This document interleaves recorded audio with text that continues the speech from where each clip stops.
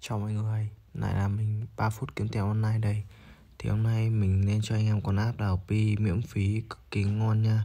Hiện tại đồng Pi đã ở mức 46.000 trên một đồng Pi, 46.000 Việt Nam trên một đồng Pi nha. App này đào thì hoàn toàn miễn phí mọi người ạ. Có thể mời người giới thiệu nha. Cái này là tăng tỷ lệ khai thác. Khi mọi người thêm vòng lặp người thân vào thì nó sẽ tăng phần trăm đào nhanh hơn nha. Còn phần dưới là mời bạn bè. Thì link tải mình để dưới phần mô tả nha mọi người. Cực kỳ ngon luôn.